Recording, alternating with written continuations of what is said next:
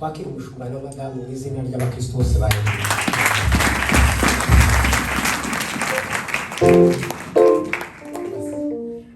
mushumba turabakiriye Imana bamugisha mwinshi Imana ikomeze ibahe imbaraga zo kuyobora umukumbi mu gihugu cy'Ubudage ndetse no kuri mugabane ndetse no ku isi yose amavuta y'Imana akomeze kubabaho imbaraga z'Imana turabakunda kandi turabemera cyane Imana bamugisha mwinshi amen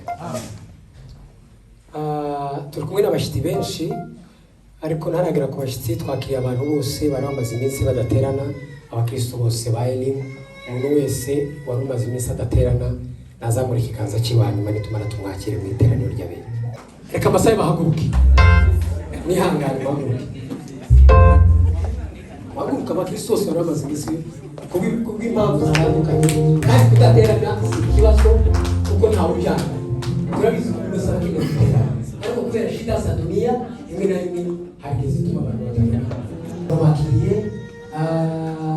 Patrick Nobada Sabrine Claire Janet Sister Yasmin Kizerege neza Olivier Sigmund Kizera neza David Ramadan turabakiriye Asher turabakiriye Patrick turabakiriye muzi Imana ibamugisha mushi cyane mwicare ku bwe neza itero byose bakwitubura umuntu wese uteranira natwe bwa mbere cyangwa se wabutanga umukristo wari ari ngaho bwa uteranira usibye abashyitsi ari hano ndetse n'abandi bari bicariya umuntu wese uzi ko atavuye muri Denmark atavuye muri Hollande atavuye Belgique uvuye muri iki gihugu Simeo Kwerere Prince turabishimiye cyane Imana ibamugisha cyane itero ryose bakwitira mu mashimeri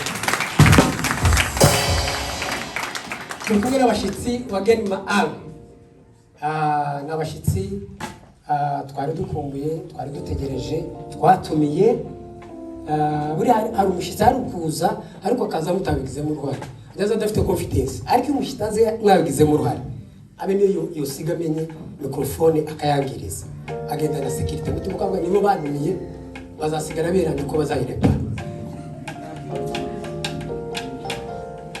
muvuge ngo haleluya haleluya ariko ndanezerewe ba Asigiye mbwira abantu kwimana ikizruga Asigiye mbwira yuko ikura igisuzuguriro Asigiye bivuga kwimana ubura barushe ikabazana mu mahoro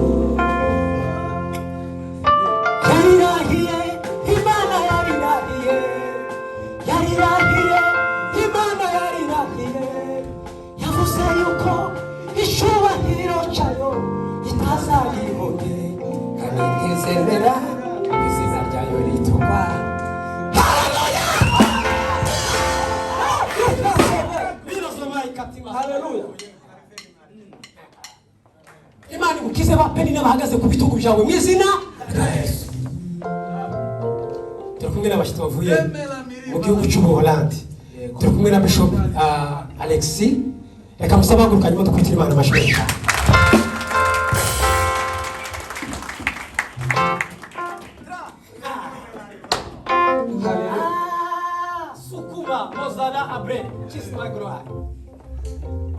turi kumwe n'umuvugabutumwa evangelist Rutabara Patrick kamusaba haguruke dukwitira Imana amashimwe cyane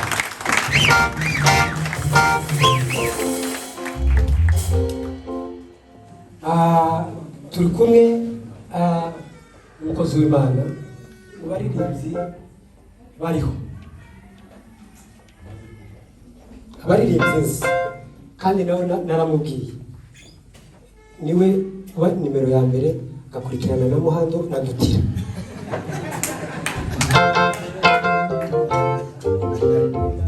arabizi naramubwiye pastor ntubize ngo ko sinabizi warabimbiye Fidel nubiyanga nabizi kabisa turi kumwe n'umukozi w'Imana Elise Bigirima umuririmbyi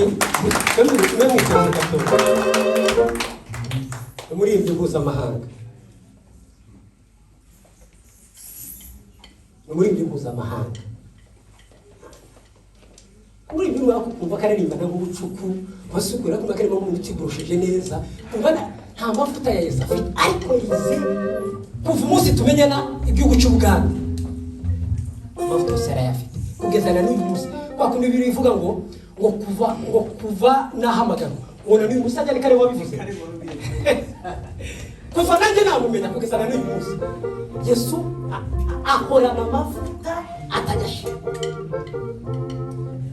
mwimbaji mkoa kabisa mukomere Imana amashimeshi kugana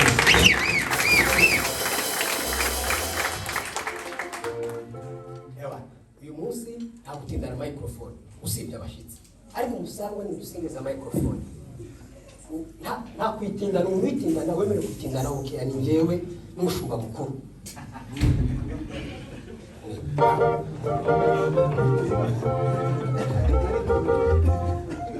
muvuge ngo haleluya. Turakwakira mugaragu w'Imana turakwishimiye cyane turabakira turikumwe n'umukozi w'Imana yitwa Ruhanga avuye mu gihugu cy'Ububiligi reka musabanguruke tukwite Imana amashimeshi cyane.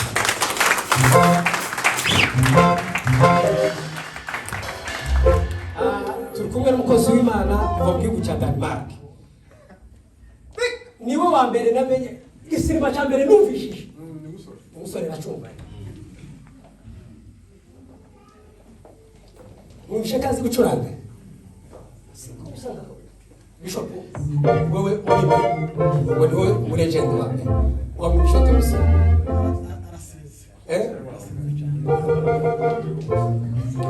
reka sabe umusore haguruka dukwite Imana amashimeshi cyane. Umucuranzi ariko barenze ku umucuranzi yarenze urwo rwego mu muvuga butumwa hari umuntu w'umucuranzi agakira kuri piano gusa ariko yarenze piano ajya no mu bindi bitari piano mu muvuga butumwa n'umukozi w'Imana turakwakiriye cyane kandi turakwishimiye Imana umugisha. Turikumwe na mushiki wacu yitwa Baruta kuva mu gihugu cya Hollande reka musabanguruke dukwitire Imana amashimeshi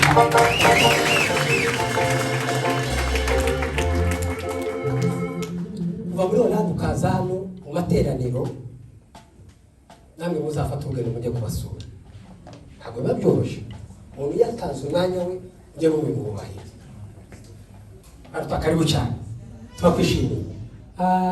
Turi kumwe n'abandi bakozi b'Imana hano papa murabizi ko nta mutima Jacques na Manu kuba babicaje aho ngaho ko mwumva ari nk'akabazo kabaye nk'umutima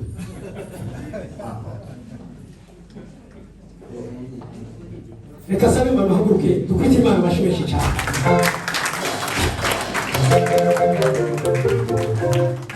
Jacques uriya ni umuririmbyi ukomeye nawe uriya ni umuhanzi ukomeye ejo twagenderewe mu gipande sawasawa mwumva gusa nizera ko abashyitsi bose bakiriye asigaye kubereza nakira umucuranzi Fabrice yamera nkakiraga yise mashini gani kubera yategura umuziki guki nk'imuda mashini gani umukomere mu mashini kugira ngo komeze twashimye ariko bakwishimiye abakozi b'Imana mwese Imana bamugisha mwishimye amen. Abakozi b'Imana turabanezerewe kandi turabishimiye kubana natwe mu mugisha ukomeye twabanezerewe bimwe biheka nyuma y'ibindi kuvuga ibindi kintu cyose nimwumva haleluya umenye ko ari ibyishimo byawe agakora siri mukumva mumenye ko ari ibyishimo byawe Imana n'umuntu anyuzanga mumenye gusa ngo ibyo sekera bikora kugira ngo abashyitsi bakomeze bagubwe neza mwavuga ngo haleluya tugiye kubarangiza nitumara tubakire mu izina rya Yesu muzamura ibiganza bera bose rimwe kabiri gatatu murakaze bene data n'Imana ibaho umugisha hamwe natwe amen. Tubabarinde rimwe kabiri gatatu hanyuma babegereye kubera ko corona yarashize nigende yo kagenda gutyo nitumara ababegereye ubadusuhurize loko rimwe kabiri gatatu dufite Imana amashimeshi cyane.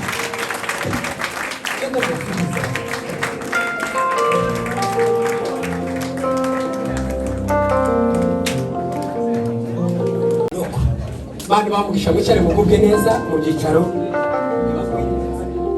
mutekane cyane mu nzu y'Imana. Abaje nyuma mwese Imana ibamugisha mwinshi cyane. Haleluya.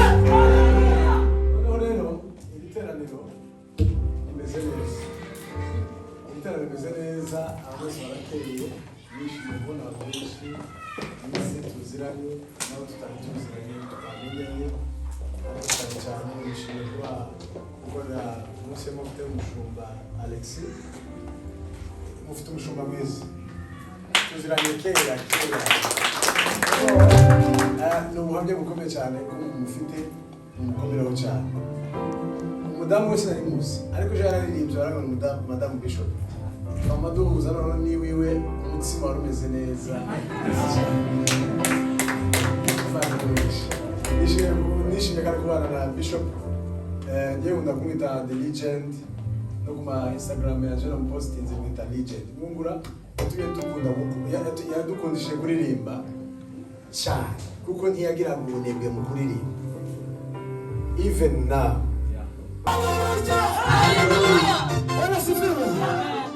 Ndabizi neza hari ikintu ukeneye ko kizuka mu buzima bwawe. Ni ukuri Bishop, Bishop muri hano, abakristo mwamutureba, hari inzu dusengerwa ngo bibeho, hakaba n'ibindi ureba kuba ngo iki n'iki gikunze, ariko uyu mugoroba akakanya gato dusigaranye tugiye kubwira ngo yewe wagufuka ryumagaye. Haleluya, haleluya. Chini toweka imechuziki ondoka aminie takaona ahadizi adumu isinibi safamu ishurumi kava uwizera asabona ayo masezerano.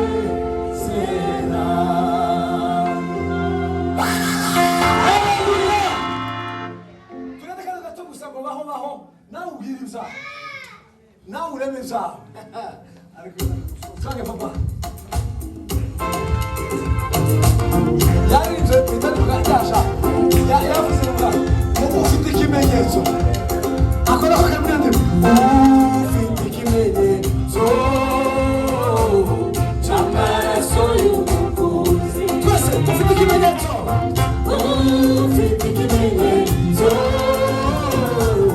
cy'amaraso y'umukunzi uruwanjye nduwa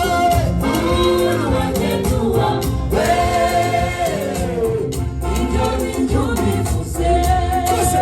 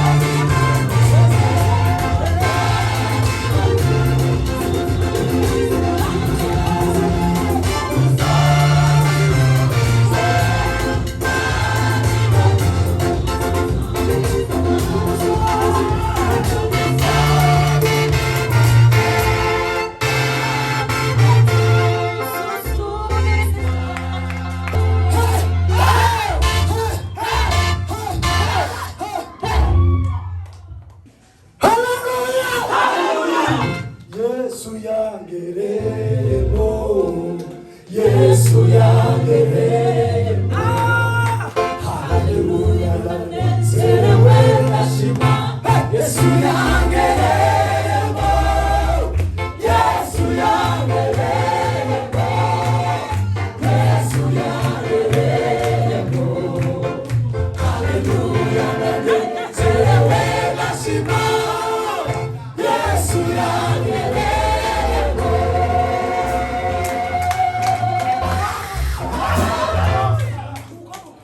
Ubuzima bwanje bwahindutse ukundi. Yesu yangeremo.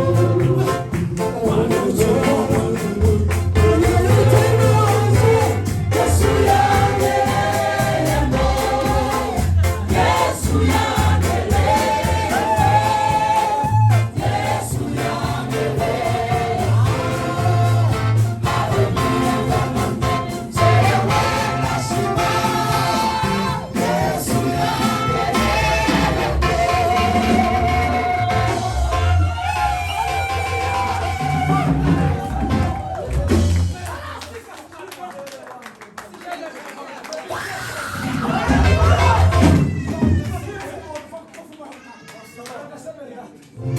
jameni, mateso haya mpaka lini?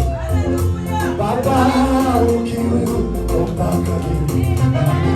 Nyumbani kwetu wenyewe tumekuwa watumwa, kwenye nchi zetu tumekuwa wageni, haki zetu za msingi nazo tumepeana. Tunaishi kwa mashaka kama watoto wa kambo.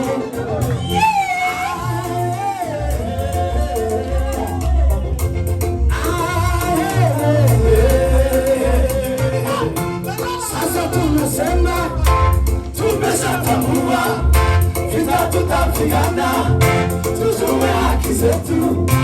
Sasa usitake na sisi tunachoka. Achia haki zetu, achia mali zetu, achia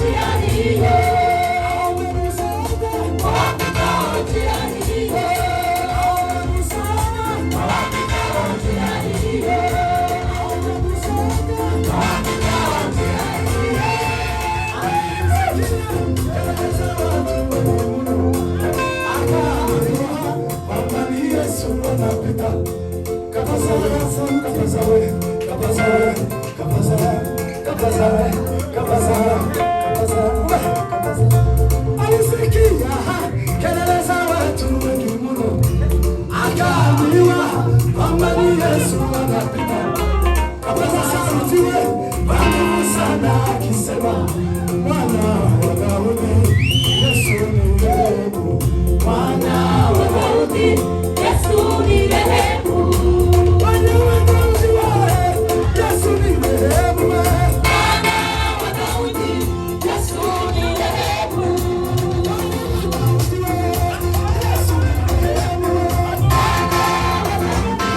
Yesu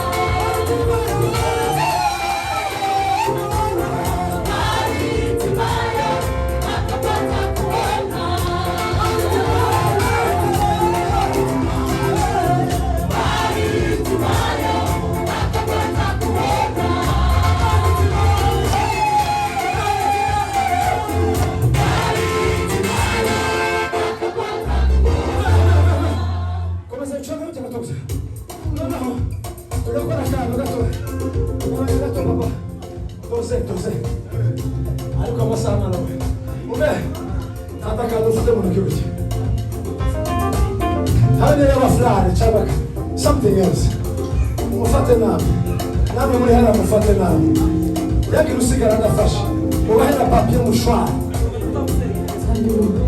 ubahe na papier mushwari abadafite mufate kano kantu abantu baza bumva bafitize cyane ariko mufate akantu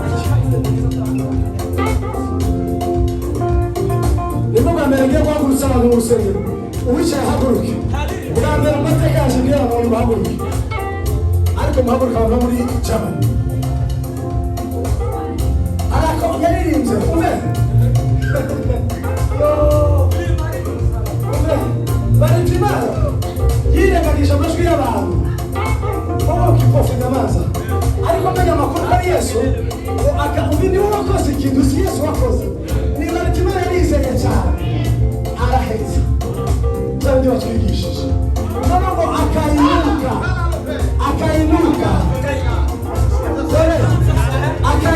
mwumve ngo arahaguruka ariko mana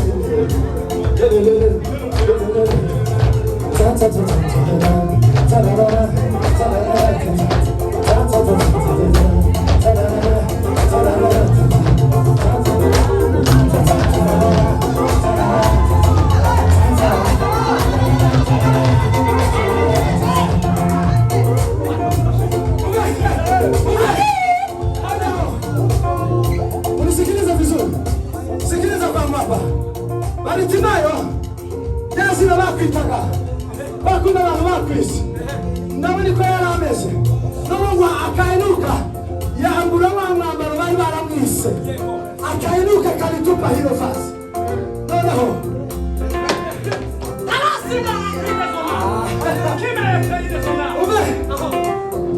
akainuka Yesu wanje nawe munyagawe Yesu wanje nawe munyagawe yamenyereza ko Yesu nawe ari uwiwe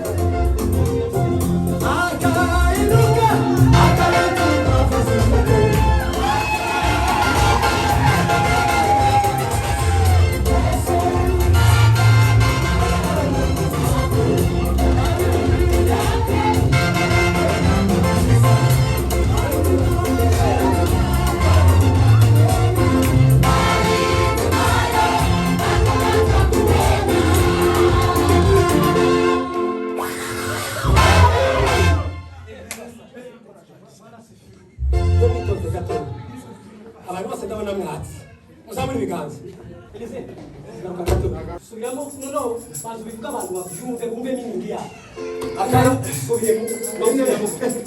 akayinuka urumvaga ikimuga se ikimpumyi se yari iri hasi noneho ngo yumvishije rya Yesu arahaguruka ngo ata uwo mwambaro umva mbabwira amakuru Baritimayo ntabwo ryari izina rye Baritimayo bisobanura ngo mwene Timayo ise no witwaga Timayo Baritimayo kubera ubuhumyi bwiwe niryo ryari izina rye tibitaye kumenya izina ryiwe Bari mwene Timayo uvuga ngo izina Elize Bishop Mungura Alexis Bishop Alexis ayo mazina ntaco bari babwiye kuko icari kimuranga cari gihari bwari ubuhunga kandi yari afite izina se nyina bamwise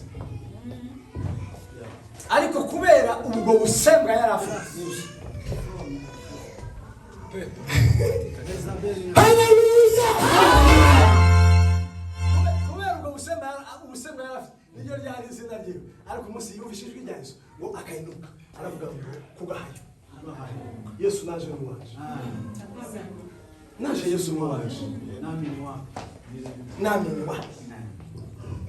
Bwana Yesu ni wangu milele nami ni wake siku zote sitaogopa hofu usiku wala tauni pitayo gizani na chini yake ninapata kivuli jua halitaniona tena Bwana Yesu nitakutukuza kwa kuwa wewe wala amezame ya watesi wangu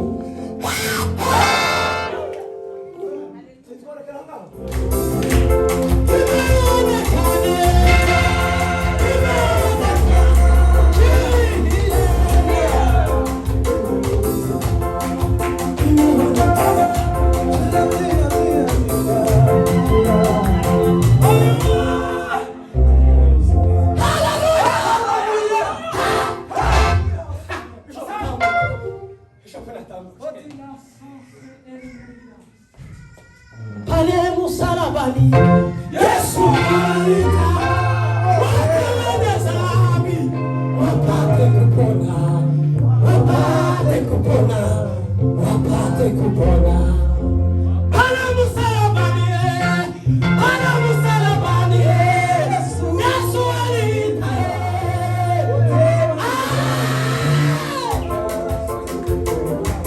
wapate kupona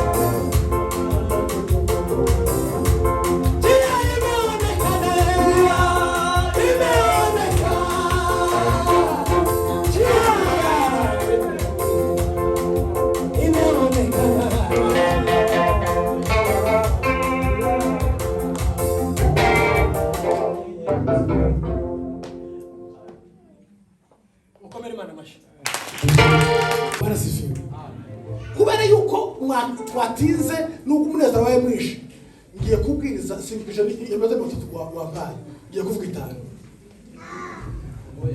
noneho soma muri Matayo ibice 7 umurongo wa 24 nuko umuntu wese wumva aya magambo yanjye akayakomeza azaba nk'umunyabwenge wubatse inzu ye ku rutare imvura iragwa imivu iratemba umuyaga urahuha byose gikubitira kuri iyo nzu ntiyagwa kuko yari ishinzwe ku rutare amen nuko uva mbabwire kwa mundeke kubatinza uko n'ubundi mwumvise byinshi ubundi urufatiro rwiza utuma umusaruro ugaragara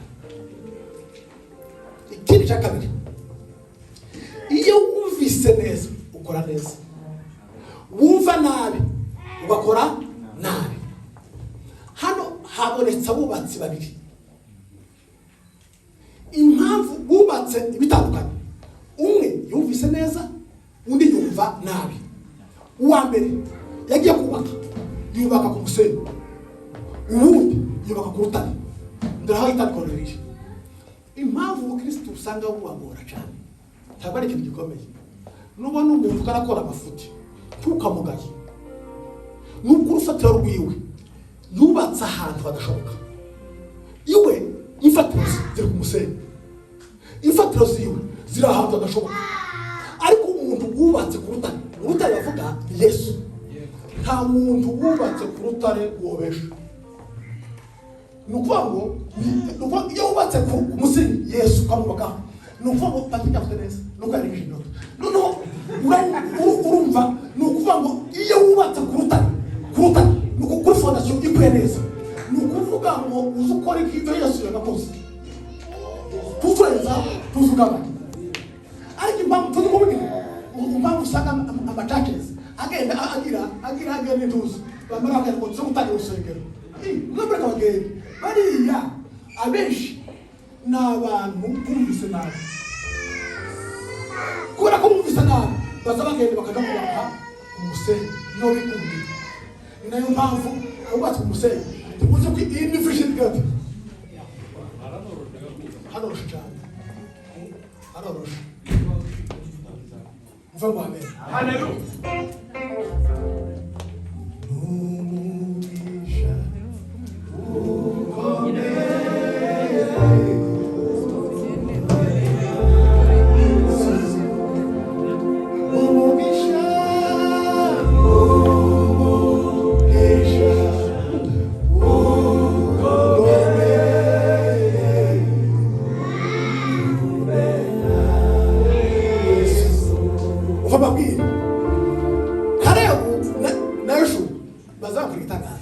Abisiraheli baragiye batora, nuko Mose atora abantu mu nzu 12, agenda bafata umuntu umwe, kandi barafata mugende muje gutata, nimumara muzagaruke mutubwira amakuru.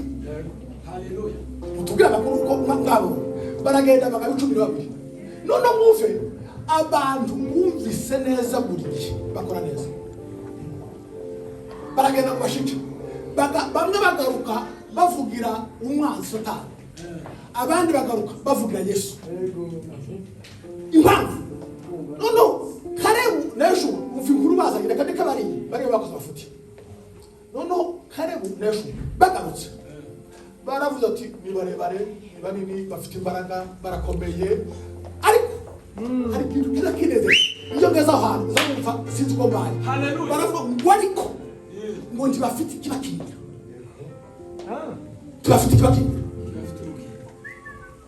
Tubona reka mbaho urundi rugero rute mwumve rurasekeje,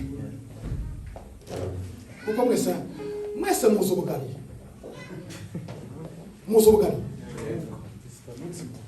umuntu utazi ubugari tarakora ku mbuto nziza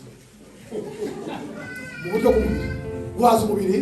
Ubugari bugira ikintu, noneho ubugari kuriya nta ngufu bugira ku mugabo ushonje n'umudamu. Ninde muntu wari wagira ubwoba akavuga ngo aya mabuye kumpantera mu nda yongera ingaruka, hazubikora. Ariko umuntu wumvise nabi bamubwiye amakuru y'ubugari, uko kandi batabizi bakavuga ngo iyo bumeze uzaga bagaranga ugakunika abenshi bumuvaho. Ariko twarakuze gucya bamavanga ubugari ngo nibwo bwiza cyane, amaso twamutwa tuburya. Ni nayo mpamvu Kalebu na Yoshua bavuze ngo twabarya nk'iki umutsima uzurya, kandi hari abantu bazi kurya neza. Iyo wakuze hari abantu bazanye umutsima akawumanira gutya, niko gukora amakosa, ucyane gukora amakosa. Ariko iyo wafasha gutya ukawukata gutya, wamara kukata ukabanza ukawukata, iyo uhawukira gutya ushaka kureba ko ndagushoboye tubonanira ndagushoboye. Noneho kugira ngo noneho umare intege uza kujya mpamvu bazakoza mu mwitaho cyane, ni ukugira ngo umare intege umanuka wihuse utagusitara.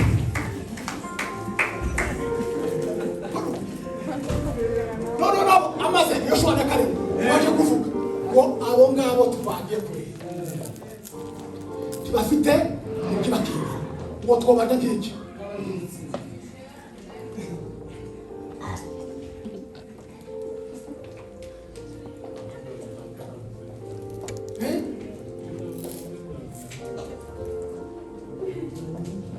igihe kimwe nari mu bihe bikomeye, nareba imbere nareba inyuma nkabona nta nzira.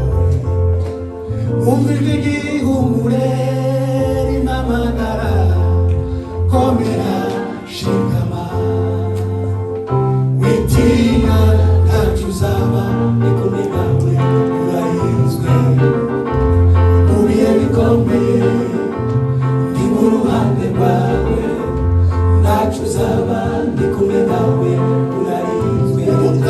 Ndabona iyo ndirimbo umuntu wayiririmbye ntabwo ari umusore gusa yasubiye amagambo twavuze, yasubiye gusa umuco Yesu yavuze.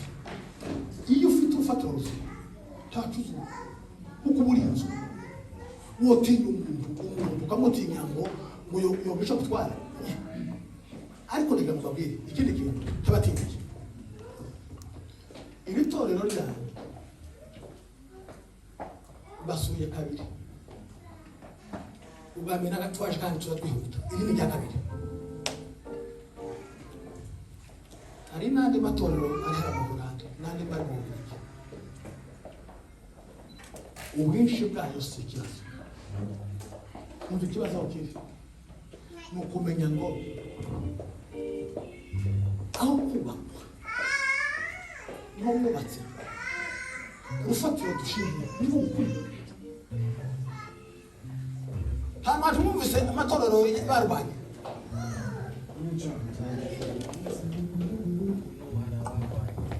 uzi gufata umuntu gutya ngo uri kurakorera Imana, tibaho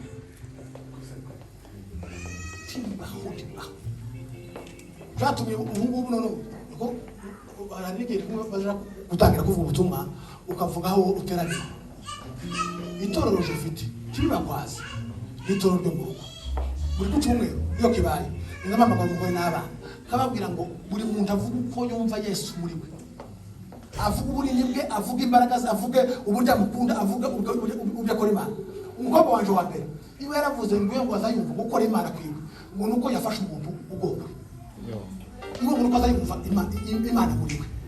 None baza kandi gahungu iko gasubira mu zo mushiki wiwe yavuze ako mbona ko nukwera imyaka. Baza umugore arambwira ngo nuko ngo tugomba guhagarara ngo tugasenga ngo tukaza twumva ngo uca Imana ishaka. Numbaze ndagwatijewe ibyishimo byanje nuko twuzujana mu ijuru. Ariko tuzi ndagomba ko ikindi kintu naco kibanezeza. Irindi somo ndimo kibongo no gushaka kunezeza umugambo wanje, ikintu yumva akunda cyose kagikorera kabona kuva muri hano.